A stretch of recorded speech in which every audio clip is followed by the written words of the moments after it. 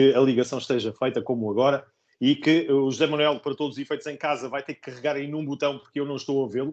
Vocês já estão a ver, e o José Manuel Marques, como podem ver, está aqui muito bem, mas falta só ligar, no caso, o botão do vídeo para... Exatamente, é isso mesmo, perfeito. Agora também eu já tenho o privilégio de receber o José Manuel Marques, no caso, em imagem, ele que terminou mais um Dakar 2023, e vem aqui nos contar não só isso, mas também contar-nos aqui aquilo que pode estar a ser preparado para os próximos tempos. E por isso é mais de uma hora, José Manuel, mandar um abraço, agradecer mais uma vez a simpatia, poucas horas, vamos dizer assim, poucos dias depois de ter chegado a Portugal, já estar aqui connosco para nos contar a esta aventura. E eu começaria por pô-lo à vontade e perguntar-lhe já de início o que é que este Dakar 2023 teve de diferente com a última presença que teve ao lado na equipa Petros. Quero basicamente começar por aí e depois dar alguns detalhes. Bem-vindo, José Manuel. Obrigado, boa noite, Gonçalo. Mais uma vez, obrigado por convidar aqui presente nos Aceios Válvulas.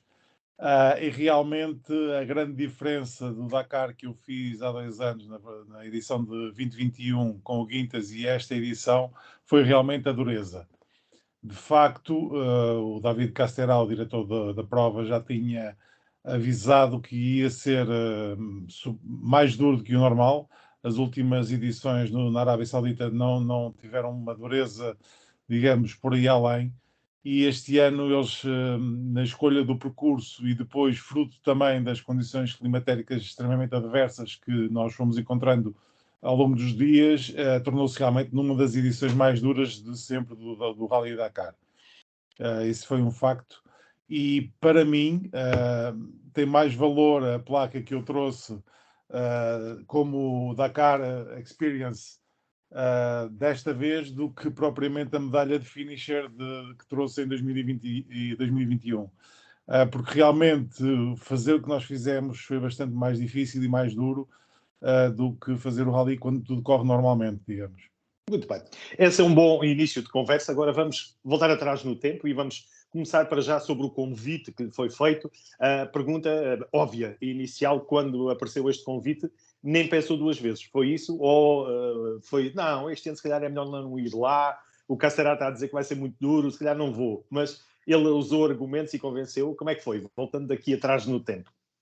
Realmente foi, não tive que pensar muitas vezes. Primeiro porque a experiência do ano passado de ficar em casa, depois de ter lá andado em 2021, foi extremamente desagradável. Foi um sofrimento enorme estar sentado no sofá a ver as imagens onde eu já tinha passado em alguns lugares e pensar que podia lá estar e não estando, realmente foi uma experiência extremamente desagradável que eu tentei por tudo evitar nesta edição. O contacto do Guintas foi feito no final do verão. Nós temos mantido uma relação de amizade ao longo dos anos, com algumas visitas do Guintas cá a Portugal este ano, nomeadamente durante o verão. E no final ele convidou-me para estar ao lado dele mais uma edição do Dakar, uma vez que depois de passar o conhecimento inicial do carro, ele tinha algumas ambições desportivas de fazer bons resultados, legítimas, digo-se, essas ambições, de fazer uns resultados melhores do que os que nós tínhamos obtidos nas edições anteriores, que ele tinha obtido nas edições anteriores, e nós, em 2021, 30º, qualquer coisa lugar. Uhum. E nesse sentido, entendendo que eu era uma mais-valia dentro do carro, ele fez-me o convite, nós acertámos todos os detalhes, e a partir dessa altura ficou decidido que eu estaria ao lado dele nesta edição do Rally Dakar. E conte-nos um bocadinho mais do carro, categoria, pronto, basicamente aquilo que se pode saber deste carro, que já se sabe que será um protótipo. Sim, o carro é um Optimus MD Rally, é a primeira versão do buggy, que foi construído pelo Antoine em França, pela empresa MD, portanto será a versão mais antiga que existe do carro. Depois já foram feitas 2 versões, um upgrade desta versão que é a Evo 3 e já foi feita a Evo 4 e vem a Evo 5 a caminho.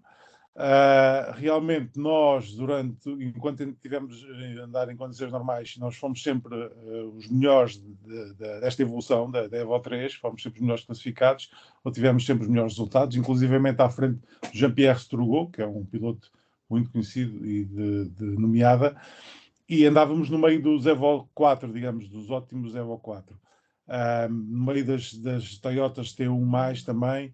Nós, enquanto tivemos livres de problemas mecânicos e de avarias, nós estivemos sempre muito bem classificados durante dessa prova. Portanto, o carro é um buggy, T1, tração às duas rodas traseiras só, mas beneficiamos do sistema de enchimento e esvaziamento dos pneus traseiros também, só traseiros, para passar mais facilmente nas dunas, que realmente é uma mais-valia muito grande.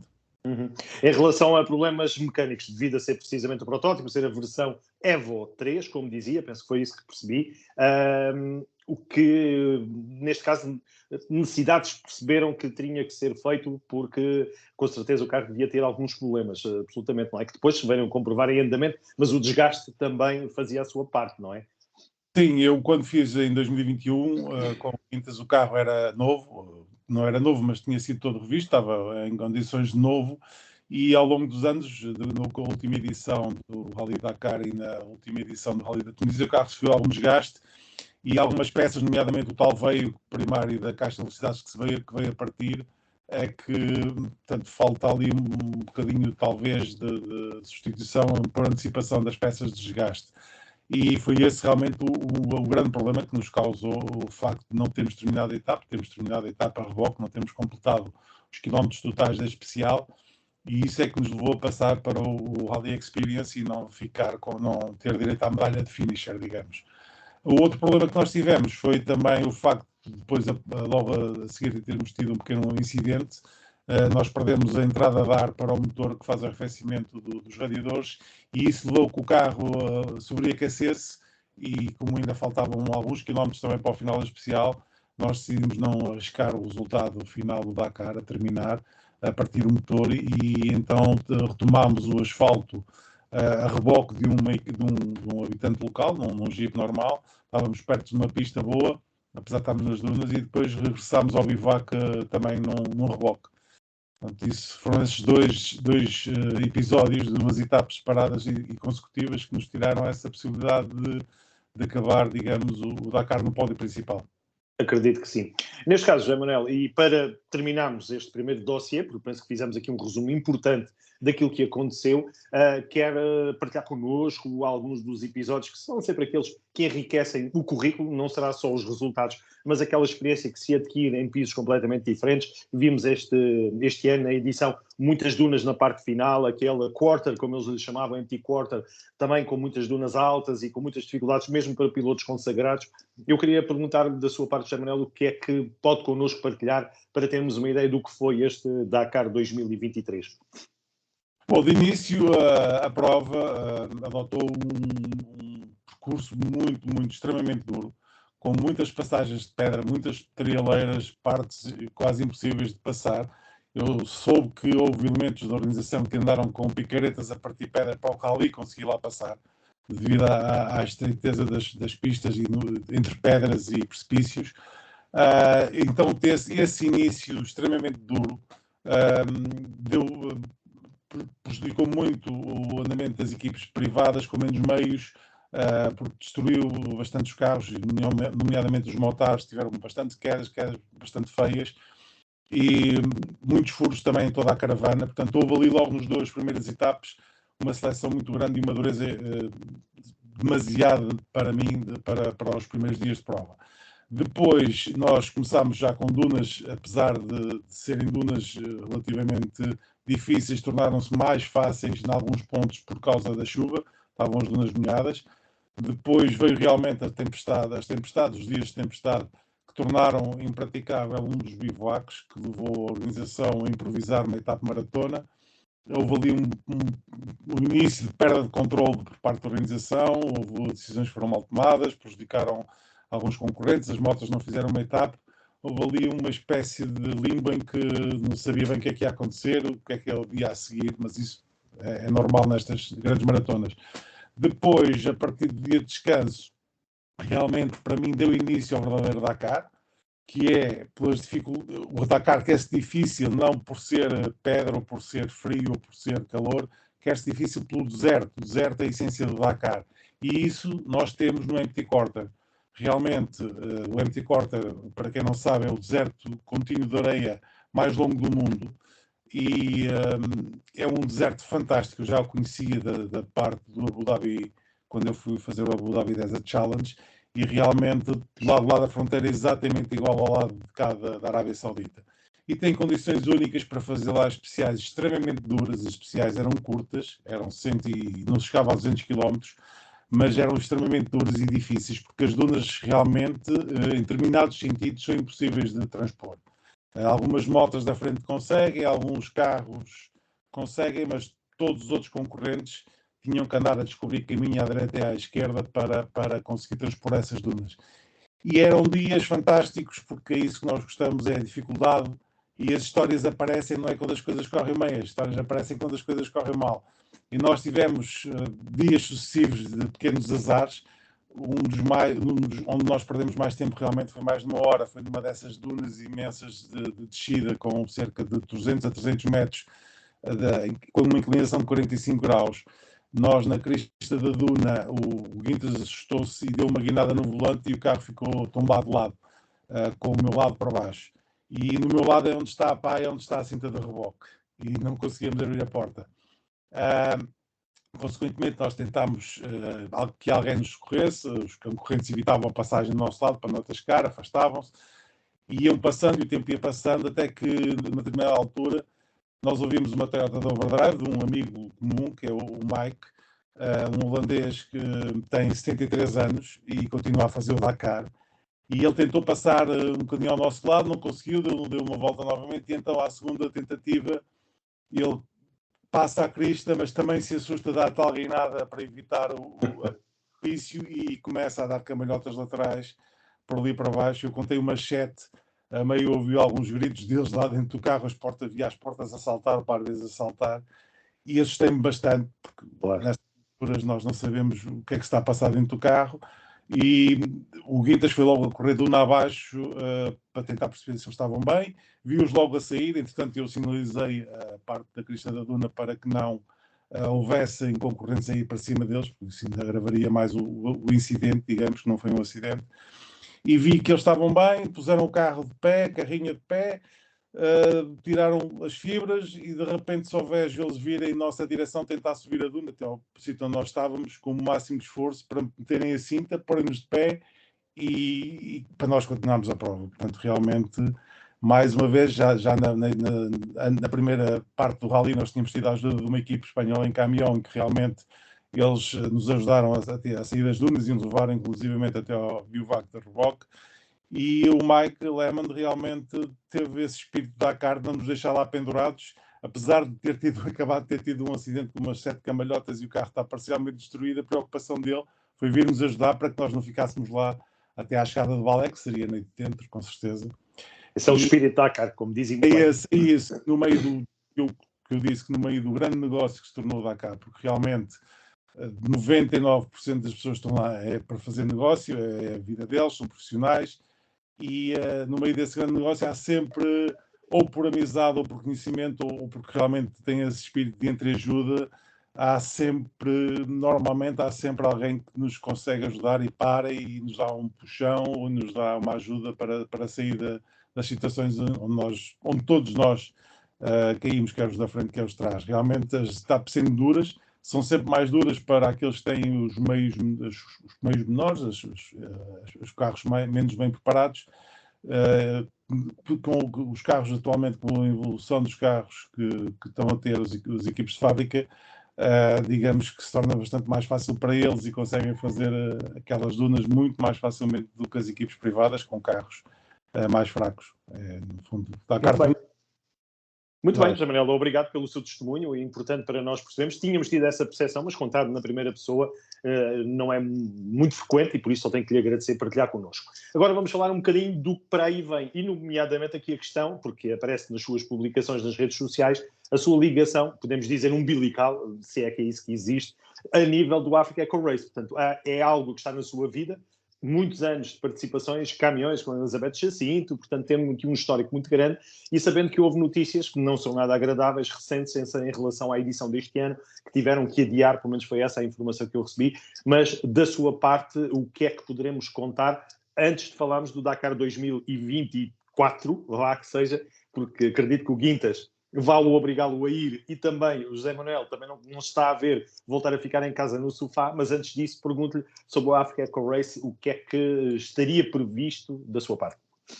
Ora bem, o Africa Eco Race, realmente, o João Luís está certo, depois de ter organizado a corrida em outubro, por forças maior, portanto ele já estava a corrida adiada uma série de vezes, marcou a data de março, da segunda quinzena de março, para efetuar a prova. O que se passou em termos ambientais e climatéricos no Senegal e na Mauritânia foi que as pistas por onde a prova passa estão neste momento inundadas, o Lago Rosa deixou de existir.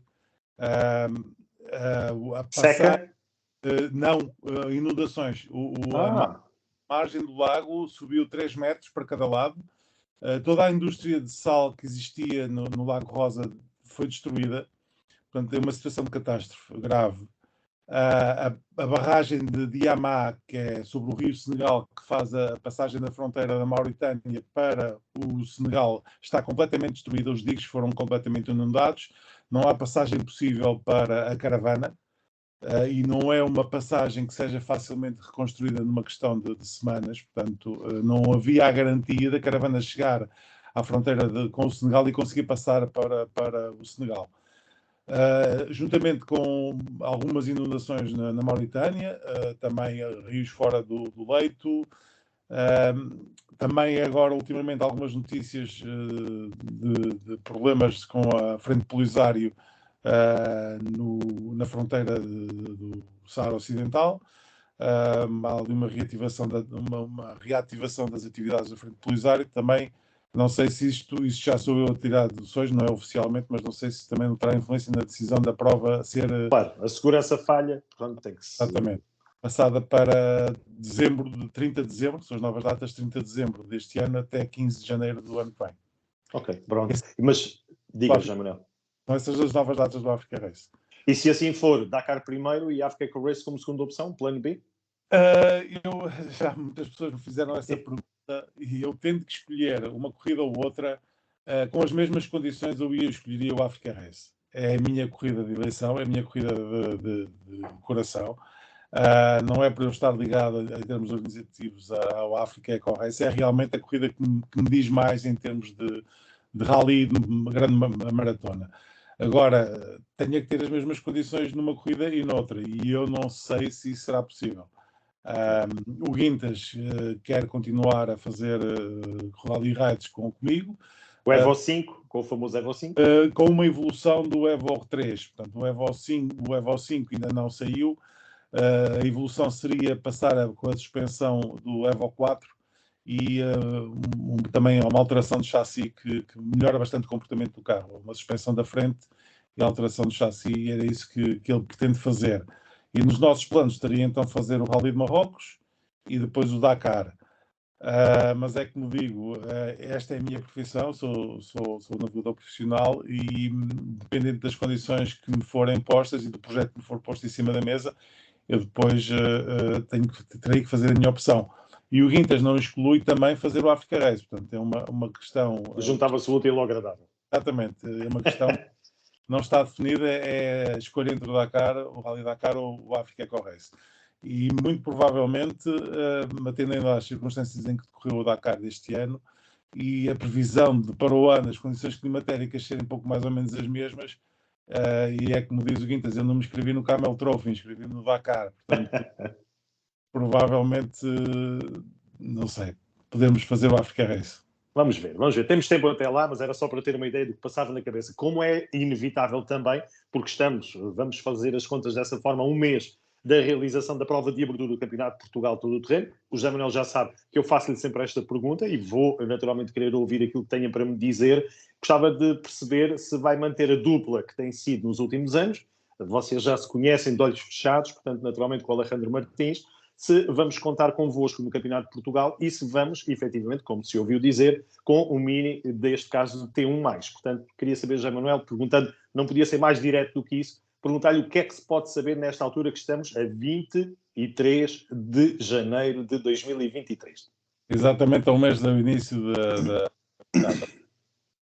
Portanto, nós vamos, eu com o Alexandre Martins, vamos continuar a fazer o Campeonato Nacional. Boas notícias, fico contente. Esse é o nosso projeto inicial, se bem que também sempre com a abertura possível a provas no estrangeiro, nomeadamente a Baja de Aragão, que já é uma tradição para nós participar nela. Em termos de viatura, o Mini deverá continuar na classe T1, não deverá fazer evolução para T1+, uma vez que eu tive a oportunidade em loco de ver realmente que as coisas não correram como a X-Ride estaria à espera no Dakar. Os carros demonstraram algumas fragilidades, o andamento não foi aquilo que nós estávamos à espera e temos sérias dúvidas se compensará fazer o investimento de evoluir o carro para ter para fazer as provas do Campeonato Nacional. Para já essa decisão está neste ponto, o carro não vai ser evoluído, nós participaremos no Campeonato Nacional com o Mini T1. Do ano passado ou o carro mesmo novo? Mesmo carro. Com atualizações, com a M-Racing por trás a fazer aqui essas atualizações. Racing e com as atualizações que houver, entretanto, feitas pela X-Ride na evolução do carro, que não deverão ser muitas. E admite, mais à frente no calendário, porque é um calendário longo, podemos dizer assim, vamos ter provas até mesmo depois do verão, admite dentro da equipa essa possibilidade, ou se for, há de ser só em 2024 e em 2023 só T1? Eu não acredito que seja possível fazer a transição de T1 para T1+, no espaço que há entre as provas do Campeonato Nacional. Talvez no interregno de verão, mas também com a participação na Baja de Aragão, não acredito que seja possível fazer a evolução para T1+. Mas essa porta não está fechada e depois também depende muito do andamento de todos os outros concorrentes que se apresentam, que deverão apresentar também com carros T1+. Era isso que eu ia dizer e fazer-lhe a pergunta, no fundo, antes de terminarmos, no fundo, saber a sua opinião. Mais um Campeonato de Portugal, que nos alegra poder estar presente, fico muito contente que essa dupla se mantenha e que vocês estejam presentes, mas a sua opinião, estando lá de fora e uma vez que esteve próximo, como todos nós sabemos também, dos T1+, que estiveram presentes no Dakar, a minha pergunta é que expectativas tem para o Campeonato de Portugal Todo o Terreno, quando se dizia, e foi apenas e só um boato que vamos dizer até agora, mas cada vez parece ser mais uma confirmação, que vamos ter também BRX no Campeonato de Portugal Todo o Terreno. Qual é a sua opinião sobre o Todo o Terreno para o Campeonato de Portugal Todo o Terreno 2023, José Manuel? Bom, Gonçalo, a última que eu ouvi hoje, vi nas redes sociais, foi que íamos também ter um Audi T1U. Portanto, eu essas coisas, eu acredito. Pronto. Cada entrevista que faço fica a descobrir mais uma novidade, por isso não me admiro nada, por favor. Mas diga, José Manuel. À partida me dizem que 5, 4, 3, 2, 1 e acredito que estou a fazer a prova e acredito que os outros carros estão lá presentes. E só aí é que eu acreditarei que realmente todos esses carros que se fala que vêm que estarão presentes. Realmente há já Toyotas T1+ confirmadas, isso não há dúvida, porque os próprios pilotos confirmaram o projeto. Agora, de BRX, eu tive conversas com responsáveis da BRX. A ProDrive. Durante o Rally e nenhum deles me disse que haveria disponibilidade de venda de BRX para qualquer sítio que seja, para qualquer país que seja. Porque os 4 carros que eles têm, eles só têm 4 carros, vão ser precisos para os clientes que eles têm. Do Campeonato do Mundo, possivelmente, ou o que seja. Exatamente, do Campeonato do Mundo. Muito bem.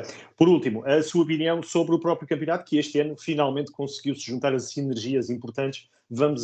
O campeonato vai, no caso, ter uma prova ibérica, vamos ter a segunda prova precisamente na zona de Badajoz, a Baja da Extremadura, para si também ver com agrado esta possibilidade de acordo ibérico que permita ter também os grandes nomes de Espanha, que eventualmente participem no campeonato, e os nossos poderem estar numa prova já extra Portugal. É com agrado que vê isso?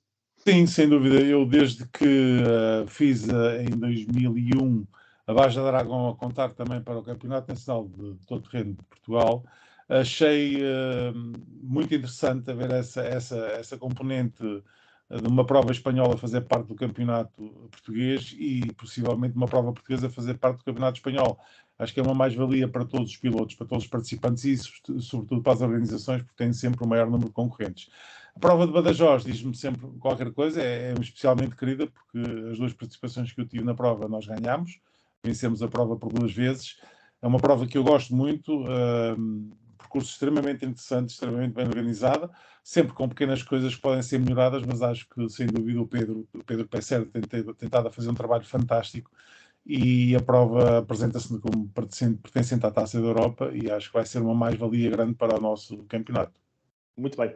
Em relação aos T3 e daquilo também que viu e teve a ocasião de ver no Dakar, acha possível estarem na luta pelo título em Portugal? Um T3 bem preparado ou, pelo contrário, é só para ganhar algumas provas, como já aconteceu, a estreia com Alexandre Ré, que não foi na temporada passada, terá sido há 2 anos. Pergunto-lhe se este poderá ser um ano em que vamos ter um T3 equilibrado para o resto das provas, sabendo que aquelas mais e com mais encadear de curvas seja mais fácil para isso, mas também num campeonato por inteiro acha que será possível termos aqui um T3 que esteja bem preparado a lutar pelo título. Sim, até porque este ano o terceiro classificado do Campeonato Nacional foi o João Dias e tripulava precisamente um T3. A questão da evolução dos T3 e o regulamento evoluiu é uma questão bastante pertinente porque os carros realmente são extremamente rápidos e a limitação que a FIA adotou para as provas, para a regulamentação do carro, que é a limitação da velocidade, funciona nas provas de deserto, funciona no Dakar, no Africa Race, funciona no Rally Marrocos, mas cá em Portugal essa limitação não é suficiente para compensar, digamos, o menos peso menor do carro, o maior curso de suspensão, para haver o tal BOP, que é o Balance of Sim, Power, a performance. of Performance dos carros, e eu entendo que realmente terá que ser feito mais qualquer coisa, porque o mais certo para mim é haver vitórias de um T3 nas provas de campeonato e haver T3 a lutar pela vitória no campeonato. E entendo eu que, apesar de ter uma mais-valia enorme, não é propriamente um veículo que leva as pessoas para ver as provas. Eu acho que as pessoas, já muito público, amigos, fãs do desporto, participantes, me disseram que eu não vou sair de casa para ir ver passar uma prova de T3, só de T3 da SSVs. O que leva o público às pistas são os carros grandes, são os Toyotas, são os Minis, são os carros com performances impressionantes. E eu acho que temos que encontrar aí uma solução para fazer o tal balance of performance entre os T3 e os T1+, e os T1s, de maneira a equilibrar mais as coisas, no meu ponto. Muito bem. José Manuel Marques, não lhe tomo mais tempo. Agradeço realmente a simpatia, a disponibilidade, como mais uma vez me brindou para esta oportunidade. Falámos do Dakar 2023, mas também do que se aproxima. E só me resta desejar uma excelente temporada, naturalmente extensível para o seu piloto, o Alejandro Martins, mas também para a equipa Amber Racing. Ficam desde já entregues os votos no extraordinário ano 2023 e nos encontremos. É sempre bom sinal, nos encontremos em algumas provas. Percebo que, devido a utilizarem esse carro, vão estar presentes em Beja. Confirma. Só os T1+ é que têm aquelas dúvidas dos carros chegarem, mas o vosso não. Sim, não há essa dúvida para já. Muito bem. E lá nos encontraremos. Ficam os votos, então, no extraordinário Campeonato de Portugal Todo o Terreno e também, claro, as boas notícias para o final do ano. Receba um abraço, José Manuel, uma boa noite e até breve. Obrigado, uma boa noite, um abraço. Obrigado, até breve.